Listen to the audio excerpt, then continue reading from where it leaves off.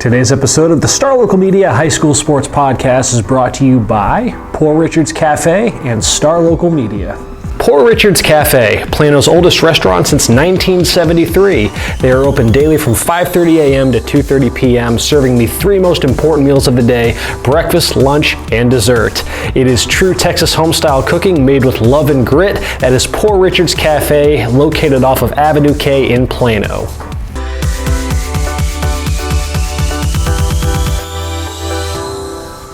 Welcome to another edition of the Star Local Media Sports Podcast. I'm Justin Thomas, Denton County Sports Editor, and I'm being joined today by Brian Murphy. He's going to be talking about Frisco, and Kendrick Johnson, our McKinney guy. We are continuing our year in review series here this summer, so guys, let's just get right into it. Couple 6A and 5A programs in McKinney, 6A for me today, and then Brian on a million 5A schools. Yes. For all y'all people that follow me in McKinney, I have an article out, came out last week. MKinney ISD showed up and showed out in 2018 and 19. And why is that? How did they do that? We had McKinney boy go to state. We had McKinney softball, McKinney North softball go to regionals. We had McKinney boys basketball, McKinney North basketball with the regional quarterfinals. That's just off the top of my head. We had McKinney North alone produced not one, not two, not three, but 4 district titles, and they went head to head with that district that you might hear this man talk about. That's 9-5A, and they went head to head and held their own. And then we take it to the McKinney High. McKinney High produced a unlikely playoff participant in the boys football team who starts off 0-5 and goes to the playoffs. Yeah. And one of the toughest districts. Unless you're Mesquite Horn. Mesquite Horn, 0-7 or something. Yeah. But we're talking about one of the toughest districts in the state, where you have a perennial powerhouse. They did that in football, and in volleyball, they were picked 6th in the district, and they're ranked as high as 6th in the state, and went to the regional quarterfinal round, where they lost to the eventual state runner-up. And then boys speaks for itself. The boys baseball team beat not 1, not 2, not 3, but 4 of the best teams in the state in back-to-back fashion and gained 3s, got to the first ever state semifinal round, and the softball team had won 2 games, not just 2 district games, 2 games, period. 2 years ago, wrote the right arm of Kenzie Cackley, who had 497 strikeouts to get them in the playoffs and in the playoff drought. If that's not showing up and showing out, what is? Kendrick, which McKinney ISD school had the best athletics year overall? Oh, McKinney North, easily. McKinney North had 4 district champions. They won a playoff game in soccer, girls soccer, boys basketball, baseball, and softball. And the baseball team, I've been missed. Don't get mad at me, Coach Gatewood. The baseball team also went to the regional quarterfinal round. It was a tough game, 3 away from going to the regionals. You mentioned some of this playoff success that they have. You obviously follow these teams throughout the season. Were these kind of playoff runs that you were expecting, or were they kind of somewhat unsurprised, and you were kind of surprised at how deep some of these McKinney teams were able to get? I won't go like they all were unsurprised, but since I've been covering this, my 3rd year, other than the boys soccer team, I haven't seen no major run. So it's like they get there, they're supposed to lose, they lose. They get there, they're supposed to win, they've been losing. So seeing McKinney girls make a run, Coach Erin Hickenbotham did a hell of a job. She got them from 6th in the district, supposed to be, to 6th in the state. That's incredible. And then you got Coach Shavers, who got a team from 0-5 to get them to 4-5 to get into the playoffs. It was our first all-area coach of the year. And then you got Boyd, who beat the 8th, 6th, 8, 6, 2, and 1 teams in the state just to get to the state semifinals. And Coach Court was area coach of the year. That was the most craziest one. Like, they'll be talking about that 20 years. I keep telling people that like there's no such thing as a participation trophy, but that's the closest you can get to not winning a state title. And they beat, I think, on the South Ranch, they had 3 major leaguers that got drafted this year, and on the Woodlands too. So, and I think one of the other teams had won. So they beat 5 to 6 minor leaguers in the same year to get to the draft. Like, that's something you tell your kids about. Yeah, we didn't win, but guess who we beat? Sticking with McKinney just a little bit more, don't they have like some distance runner that's pretty decent or something too? the great London Colbert, and I say great. This lady has ran 70-something races, and she's won every one of them, and she's a 9-time state champion. You know you're good when people are criticizing She's not you done yet either. for only winning by a second. Yeah. Like, what's wrong? You're not winning by 10 seconds like you used to. At the end of the day, she's 9 for 9, and I'd be remiss at the McKinney North softball team. The year started off, the coach tells them this is the last year because she's getting married and she's leaving the district, and they've used that as a rallying point with a great group of senior leadership.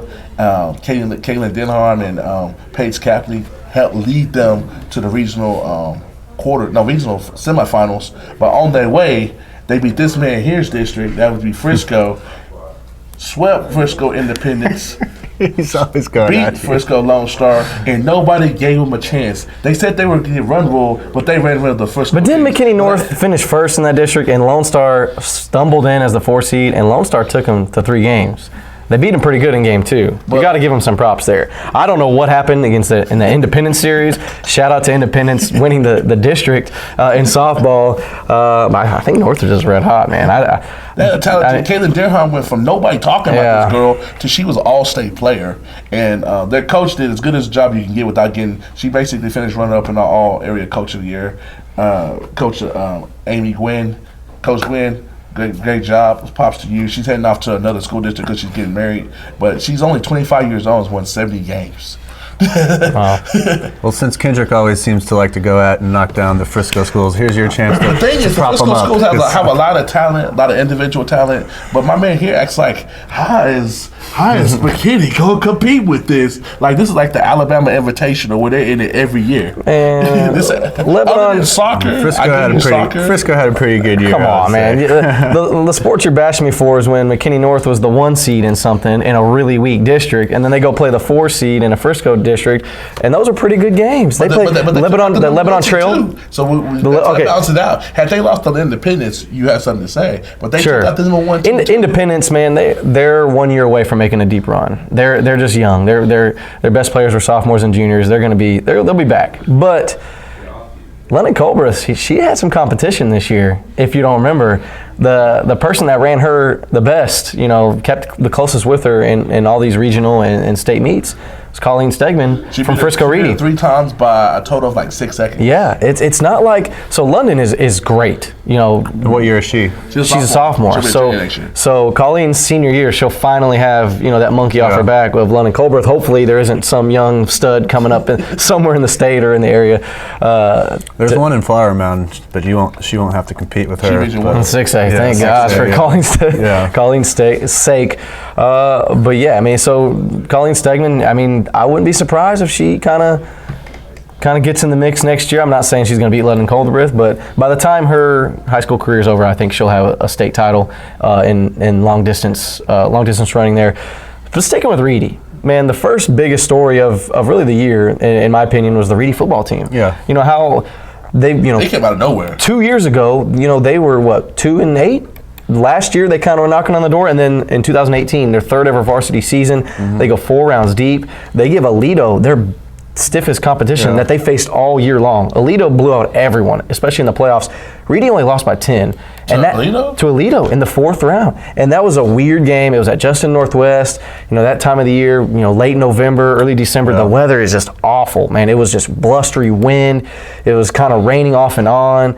So Aledo kind of had their number there, but man, Reedy football put themselves on the map. But still, Reedy overall didn't have the best athletics year. I know this isn't about who had the best athletics year or whatnot, but when you have so many schools that you got to kind of micromanage these teams and see, who. So you basically cover 80 teams then, because everybody has 8. Essentially, yeah, and that's not even including that's not even including individual state champions. And so in Liberty, Inisi Kabongo, she won the state title in track.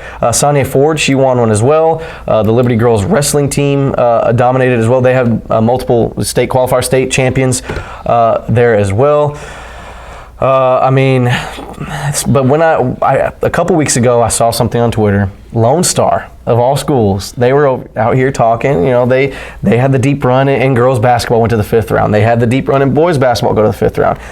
They had the best Frisco team out of District 5-5A. Maybe not the best Frisco team all around. Maybe Reedy was the best team last year.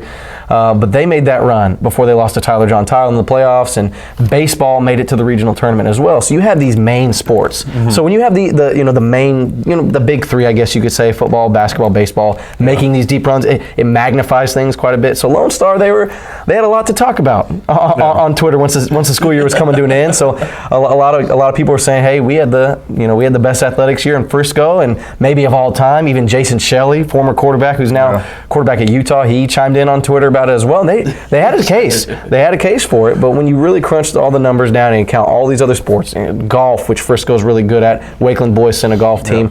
I haven't even mentioned the Lebanon Trail girls golf team, being a couple strokes away from winning state in just their second year as a varsity program, first year ever in 5A. Their two best golfers are sophomores and juniors. But anyways, so then you look at all these combined. Wakeland, they won a state title in girls cross country. We all know about the boys and girls soccer teams. It's a disappointment when they don't win the title. Exactly. I was going to say, not everything's about the Lone Star Cup, but Wakeland was a clear. Oh yeah. So heads and shoulders above speaking of everybody Lone else. Star Cup, they finished 6th of the state. Props to them. Had a dominant year. McKinney North finished in the top 25. Nobody from the McKinney North district or none of those Frisco teams, to put things in full perspective, are in the top 25 other than Wakeland and McKinney North. And then so that show you Liberty was somewhere down at the end. I don't remember exactly what number they were. They cut off at 25. Yeah, and they must have. But I saw their number towards the end, and then that's when it hit me. I was like, man, Liberty low key won in a lot of things, and in my head I'm like, okay, it's Lone Star, Wakeland, basketball, and yes, Liberty girls. Shout out to Randy Thompson.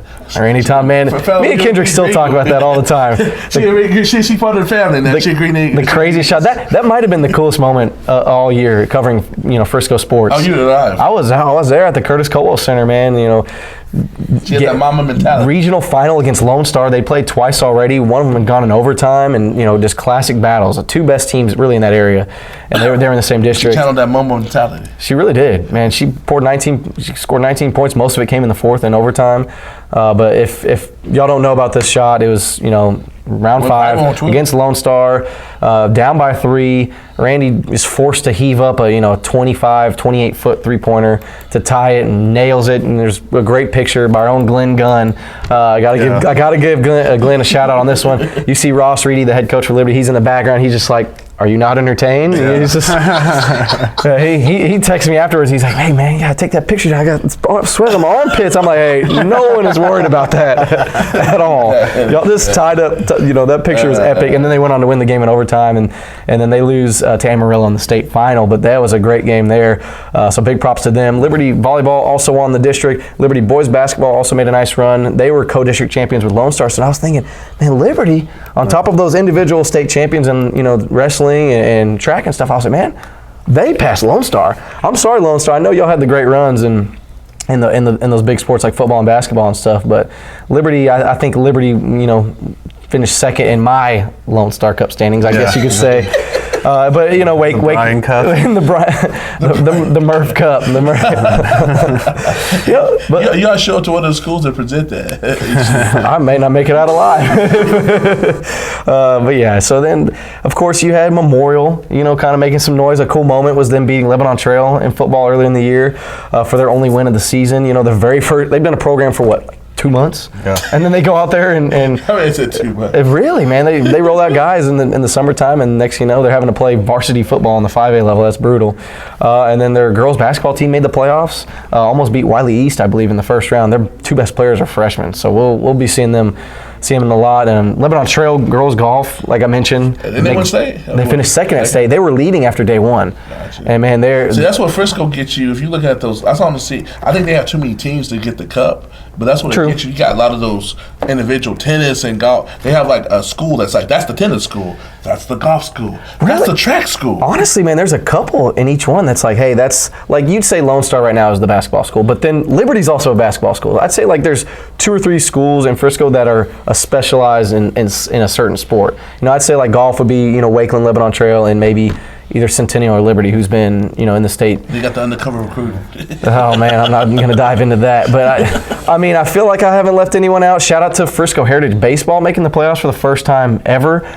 Frisco Heritage Boys Track winning the district 4 years in a row. Has Heritage, I don't say they've been a laughing stock, but they kind of been like, that's just Heritage. No, man. So this year, I never really heard them play on the pub. They dominate in track, man. They've Coach Gaines, a former. I'm talking about the bracket sports.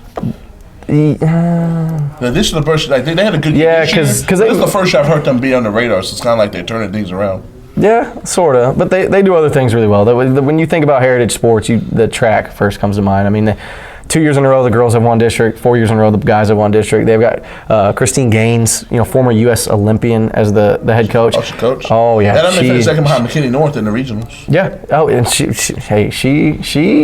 knows how to beat them. She's got what it takes. I know they haven't beaten them yet, but she's doing something right in Frisco, man. She's a stud. When you think of the elite coaches in any sport in Frisco, she's definitely one of them. She's definitely one of them for sure. So it's gonna be cool next year to see what happens with 10-5A and 9-5A. Once again, I would say it's pretty even if you look across the board, because we talk about the McKinney angle, but you overlooking the Lovejoys and Wiley East. They got them a couple times too. Oh yeah, Lovejoy can play. Yeah, Lovejoy almost knocked out Reedy in softball in the first round. It was a 1-game playoff, and that kind of leads me to Reedy softball making it to the 5th round. In the third. No, that's Centennial. Man, so the softball was loaded in Frisco ISD this year. But yeah, no, shout out to Reedy making it to the 5th round. A couple, key injuries, unfortunate injuries in that 5th round game against a team like Forney. You're not going to win if that happens. It was a big shout out to them. And like you said, Lovejoy, man, they're a squad, man. They gave them a run for their money in that first round. But I feel like I'm leaving some things out, some teams out, but oh well. It's going to happen on occasion. Today's podcast is brought to you by Star Local Media. 14 newspapers and websites with a print distribution of 270,000 homes and monthly page views of 600,000 online. Star Local Media, your community voice for news. And now, let's get back to the podcast. I feel like I've been talking for an hour. So. Yeah, enough of this 5A talk. Let's get to some 6A talk here. So I'm going to hit on the seasons at Coppell and Lewisville a little bit. We mentioned earlier, you guys talking about London and the Reedy girl running well in cross country. Well, maybe the biggest surprise in cross country this year was Coppell's girls team. They win the state championship, their first ever at the 6A level. Just kind of to show the depth and the talent that's available around in this area in cross country. This is a Coppell team that won the state championship that didn't win district or regionals. So they weren't the best team at the district meet, they weren't the best team at regionals, but their depth really showed in the state meet, and they get their first ever cross-country championship in Coppell. It was a pretty good all-around year, I would say, for the Cowboys. They made the playoffs in 7 of the 8 sports as well.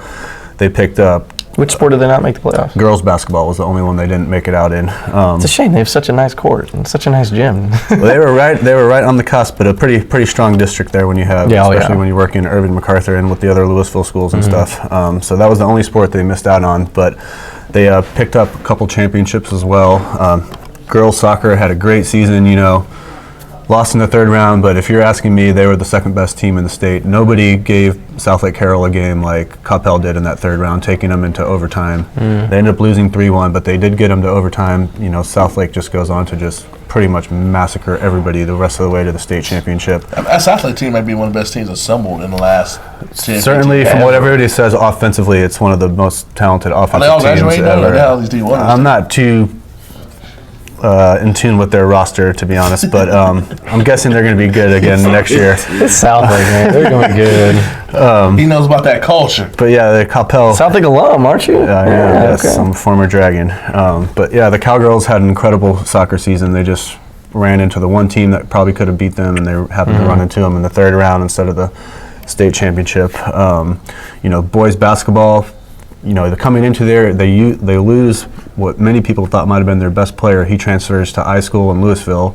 Then KJ Liggins, who's a 2-sport star, injures himself early in the football season, so he misses the whole basketball season. So 2 projected starters, one of them which was a potential player of the year candidate in Quavian Adger.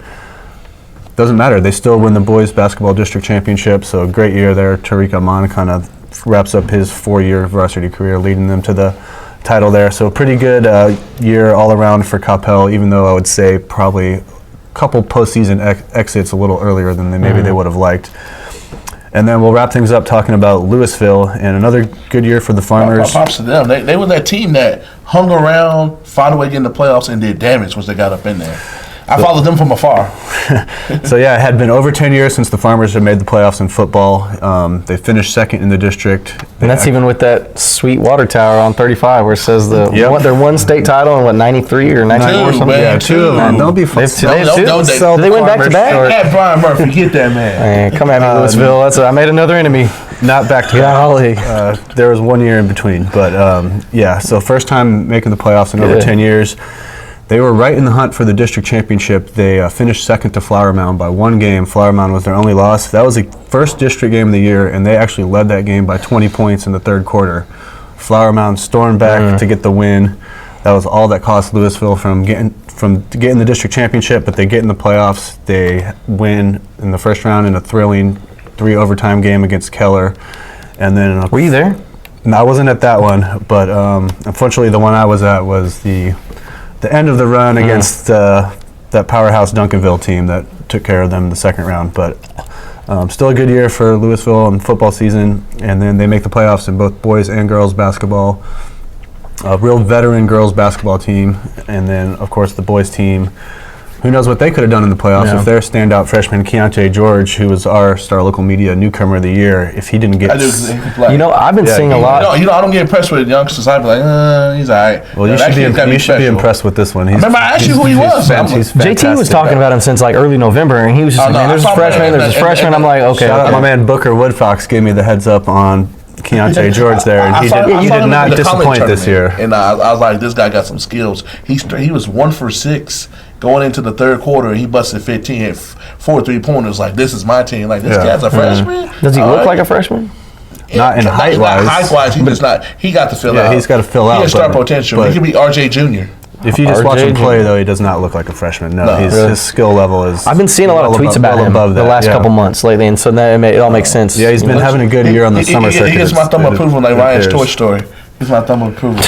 So, yeah, he had Lewisville going into the last week of the season was tied with Coppell for the district lead, and then Keontae got real sick, actually had to go to the hospital. So he missed the last 2 district games and the 2 playoff games. They ended up winning one of the playoff games, the first round, but then lost in the second round. So who knows what could have happened had, maybe they got the number 1 seed and had a different path, or had he been available for the playoffs. But another good year for the basketball team. They'll be super strong next year. They have Keontae, they have KJ Pruitt back, they have Kylan Green back, and whoever else they want to bring in. So, yeah, they're going to be a good squad next year, too, with all those guys coming back. So now, who's the best team in Lewisville? The I School or Lewisville? The I School does have some talent, but I'm taking the Farmers there for sure.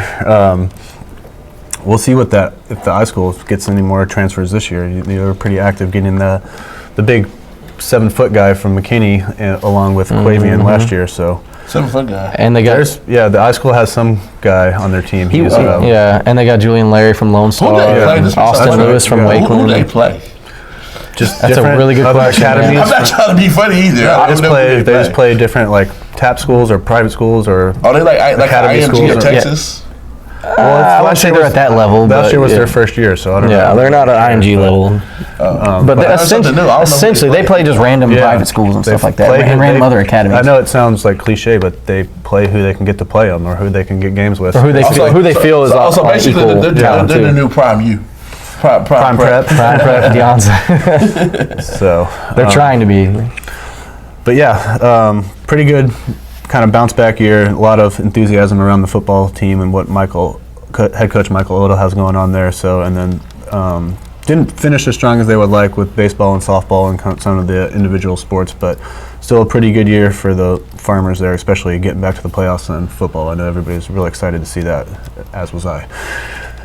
Guys, anything else? Props to all the coaches and the kids in McKinney. They had a great year. Hope y'all can show up and show out in 1920. 1920, huh? 2020. Well, no, 19. Oh, 19. The buzzer's right. 19-20. What year is it? Hey, next year I'm calling it Frisco ISD. Going to be 8-0 against McKinney North.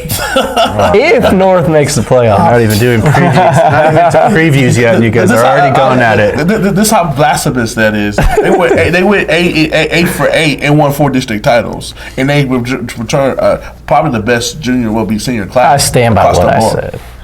Because you got the Londons, you got the Brandon Fraziers of the world, you got the Markowitz twins in basketball. I mean, in football. Man, y'all are gonna need your own podcast. Take this McKinney Frisco rivalry elsewhere. Oh gosh, we'll need boxing gloves for that one. All right, well, that'll wrap it up here for this edition of the Star Local Media Sports Podcast. Thanks for tuning in, and you can check us back on Thursday when we continue with our last year in review segment. Thanks again for joining us.